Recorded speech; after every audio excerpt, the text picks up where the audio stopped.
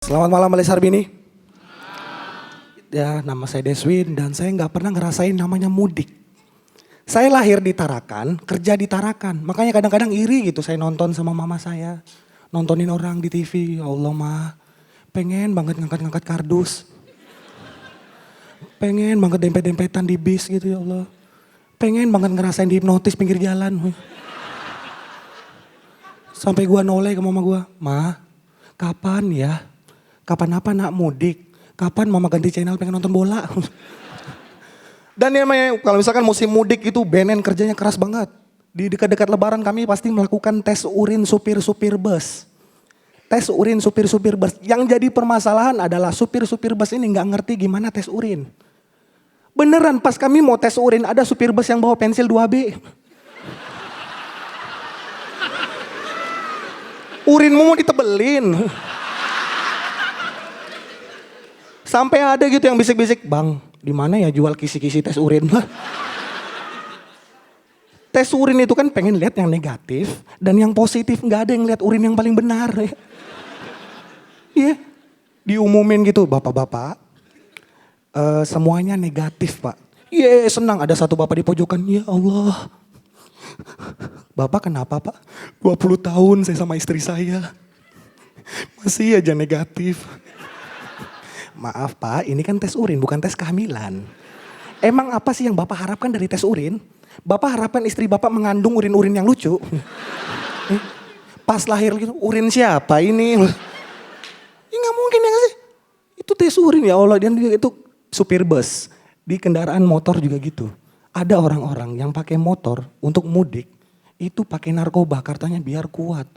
Lu nggak tahu ya kalau misalkan lu pakai narkoba itu bisa halusinasi. Iya kayak dibisikin gitu, lagi naik motor gitu. Tabrak orang di depan lu. Merinding dulu. Bayar utang lu, aduh. Merinding banget tuh. Nggak cuma dibisikin, mata juga kadang-kadang gitu coy. Suruh kurang sinkron, naik motor gitu. Itu orang bukan ya? Ah bukan kali. Tapi kok kayak orang? Ah mirip doang. Cek orang.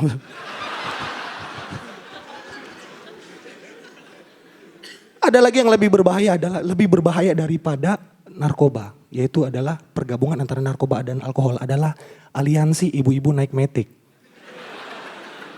Tahu ya? Lampu sen kanan belok kiri ya. Kiri belok kanan. Ini darurat loh nih. Cobalah ini pemerintah Indonesia cobalah ya. Tirulah misalkan pemerintah di Arab. Di Arab ada larangan ibu-ibu dilarang membawa kendaraan bermotor. Makanya ibu-ibu di sana kalau misalkan ke pasar naik onta. Serius? Naik gitu. Degedeng. Mau belok bingung nih onta gak ada lampu sen apa ya. Akhirnya pakai tangan. Tapi tetap belok kiri. Naluri ibu-ibu.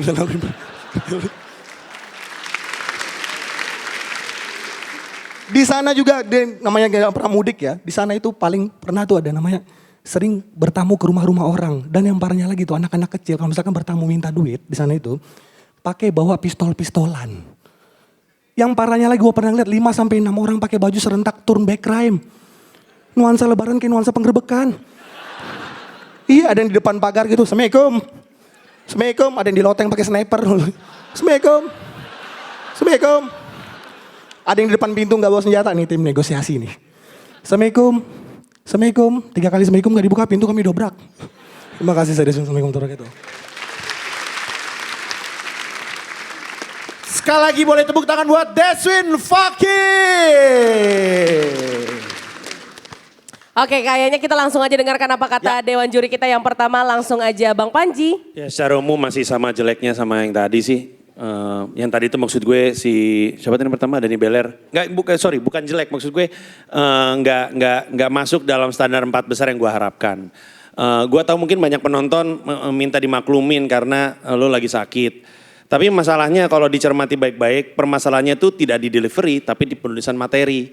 Poin gue gini, kalau nggak tahu lu sadar atau enggak, ada banyak banget punchline yang nggak kena gitu, emang lemah. Bukan karena di deliver dengan salah, karena suaranya kurang jelas gitu misalnya, tapi emang jelek aja gitu, maksudnya tidak sekuat itu.